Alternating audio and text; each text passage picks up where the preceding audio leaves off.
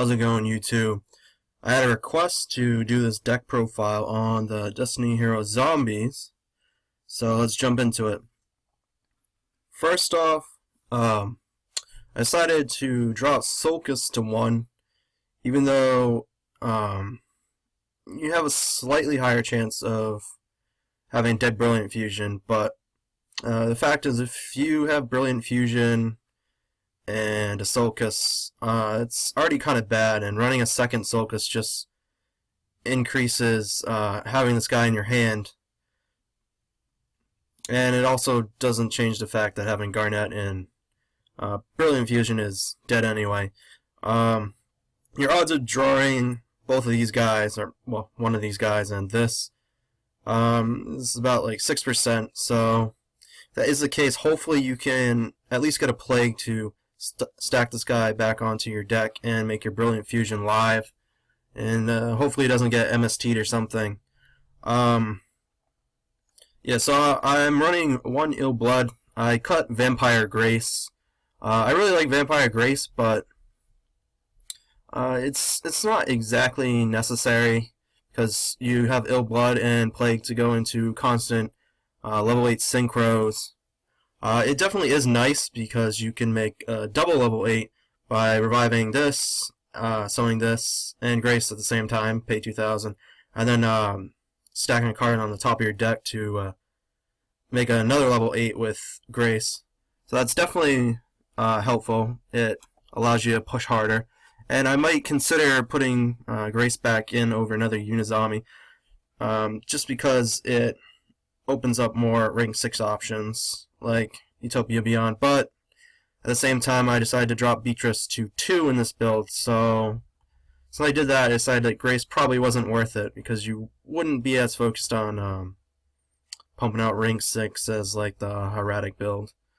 Triple Mally, triple Gruffer, definitely a really good card. I really miss having Rodat 3. It's kind of unfortunate, but you know, Gruffer's good. It's it can be dead if you don't have a Mally or an Ill Blood, but you know, I'm running a Hero Lives and double Shadow Mist, so hopefully he won't be. And even if you do have to normal summon him, it's really not that bad because you'll be able to set up triple Mizuki. I considered cutting it to 2 because it's not dark, and you know, I also thought about maybe keeping the 2 uni, putting Grace in, or maybe even putting another BA because or shaddoll Dragon, yeah. But I decided to keep a 3 Mizuki, but it's something to consider, especially since something like Necro Valley is just pretty much a death sentence for this deck if you can't make Direwolf, which is why this guy is helpful. He's great for making Direwolf. Yes, he's also huge bait for Solemns apparently, and any kind of negation. I guess they assume like I'm playing regular heroes or something that really needs this, but at least for the games I played, a lot of times I didn't really need this guy to go off. Maybe I had something like Hero Lives, Destiny Draw this, or even Brilliant Fusion. I'm not sure how good this card really is, or if something else would be better suited to take its spot, but I like it a lot because you really don't want Mally to get Sullimed. If he does, you are kind of screwed because he's banished, and then you know the effort it takes to send another one to the grave to only get a single level 6 out of it is really just not worth it. So if they Sullim Mally, you're in trouble. So that's why I have Direwolf, and if you can, always try to summon this guy first. For whatever reason, people like to Sullim this, which doesn't really make sense because I want to pitch the cards, and pitching is a cost. So once I have the cards in the graveyard, you know, you get rid of this. It's not a big deal, but negating this guy's summon is a big deal to this deck. Also, why I like the Hieratic build better, because it's just less weak to backrow and responses. Yep, double uni.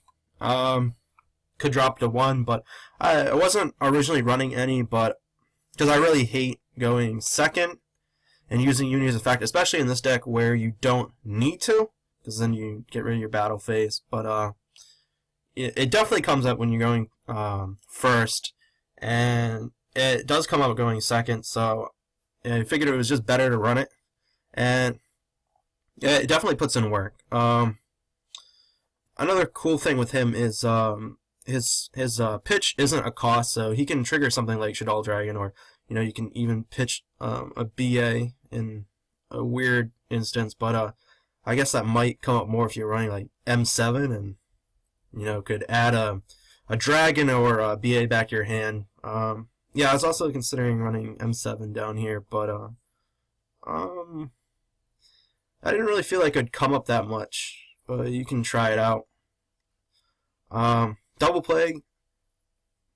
Yeah, you definitely need more than one, because there will be times where you stack them on the top of your deck, especially like something gets summoned and or for some reason you can't make a rank 6 and you need to go into like an Omega or something, maybe to like Bills or Scrap Dragon. But also because a lot of times you're going to make Stardust charge with one of your level 4 guys, so right off the bat, a lot of times you're gonna have a Plague Banner, so you need to have another one. You could run 3. I would probably still work, because you definitely do use Plague a lot. And if both your plays get banished by some unfortunate event, like maybe they have like you stacked this to make a 6 and they cause Mojo'd it somewhere along the way, you are kind of screwed, because if you don't have an Omega on the board anyway, if you lose both your tuners, it's hard to make another level 8 synchro, because if you have the Mizuki and Uni in the graveyard and you're drawing out another level 4, you can, but it's definitely a lot easier to use Plague, so just keep that in mind. Double Lure. Yeah, you'll definitely have some darks that you won't mind banishing, and sometimes banishing a malicious isn't that bad, especially if you have like 2 in your hand. But yeah, generally your targets are going to be Shadow Mist or Gruffer, even in Uni. I mean, worst case scenario, you can always just go into Omega and put the Uni back, so it's not too terrible. And it definitely just helps to dig through a deck, especially when combined with the other draw cards. Helps you to see the combo pieces you want. Hero Lives. Malicious is the heart of this deck. Malicious is the only reason why you can really have like a dark variant of this deck, without having to go to like some other rank 6 engine like Ignites or Heretics. So I decided Hero Lives was definitely worth it. Also, again, helps make Direwolf, which really don't want that melee to get sullen. And this deck just doesn't really deal with backrow very well, because once you're set up, you go first. Like it's pretty good against most decks. You got your Beatrice or Mega, so that's strong. But going second, it's definitely lackluster. So I decided that this would definitely help going second. Just also to make Stardust charge and get things going. You search a Mally and you draw one, so that definitely helps get things going. And the 2 Destiny draw. I was running 3. I don't think there's really a problem with running 3, but I think the slot was better used by other stuff, so cut it down to 2. Soul Charge. Yeah, it could hurt. Well, not really hurt, but you wouldn't be able to do as much if you had to use Heroes Live. But it definitely helps, because you draw it and you just go off. You make a lot of extra deck monsters, and that just puts you really far ahead, and you'll probably just win the game from that. Not as strong as maybe like the Heretic build, but it's still a very powerful card. And again, you're running a lot of draw spells, so getting a soul charge is more likely than in other decks. Foolish Burial, good generic card, and Brilliant Fusion. Yeah, this card is insane. The double summon is really good with just setting up, and also Ill Blood, because you can use his Gemini summon and use his effect to get Plague back on your first turn, which is really big.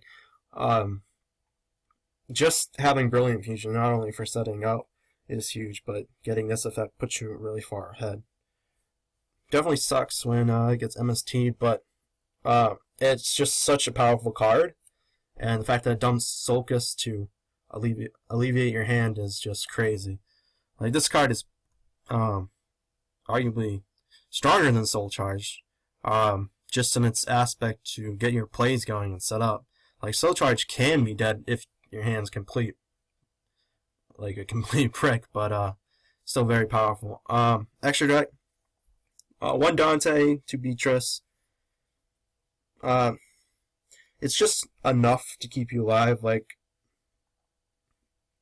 2 Dante would be better, because, you know, if they like Regeki you and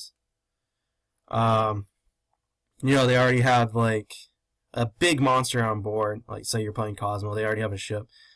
You know, if they Regeki you, now if they put a Farm Girl, like, you're kind of screwed, because they'll just run over this and attack with Farm Girl. Having 2 Dante pretty much prevents you from ever getting Farm Girled if the Beatrices are on board, because it's just not going to happen. Which is also a really nice thing about Beatrice, and why I don't really mind paying a lot of life points. It's just because Beatrice floats into something else, so you're not really going to leave yourself open. And most of the decks that would play mass removal are not very good at you know, removing untargetable monsters like this or Cosmo ships. Like, they're playing that because they struggle with big fields, big monsters, and this is a big monster that can't be targeted. So you're probably safe if the deck you're playing against is playing Regeki in the first place. But yeah, Cosmo is definitely something keep an eye out for. Like, just for that, you might consider running 2 Dante. And yeah, some of these other cards just aren't as good versus Cosmo, so maybe side second. But yeah, I felt like 1 was enough. This is also pretty good against Cosmo, or just walling up in general. You know, originally was running 3 Omega, but if you ever get to a point where you make 3 Omega, you're pretty far ahead, and you probably just won the game already. You know, so I figured I'd just cut off at 2 and have more extra deck options. At least in this one, because this one doesn't spam out Omegas as easily as some other decks could. Scarlet. As I was playing this, I realized that I don't really use his field clearing effect. Like, his field clearing effect isn't that great because you have to banish your Omegas. I find him coming up far more just for the burn for game. So he's definitely worth the slot. And I'd consider cutting Blackrows and putting Hot Red Dragon Archfiend in, just because you can keep your monsters in defense and clear your opponent's field and still get your Omega's effects during their standby phase. So that is definitely something you should include over Blackrow. Scrap Dragon, it's good, comes up, you know, clear it backrow or whatever. Darken. Yeah, it's a decent card. Comes up occasionally, and you kind of have the space, so why not? Stardust Charge, you need to. Utopia, very good card. Helps you push your game, especially against people who, I guess, aren't aware of this card and leave their stuff in attack mode, or try and beat you down for whatever reason, even though your Beatrices float. But it comes up. Wouldn't really run a second. Then you have Direwolf. Gotta get rid of the back row, and Dweller. This deck just struggles with floaters, so you kind of need something to deal with it. Overall, I feel like the deck functions pretty well. Definitely you want to go first with this deck.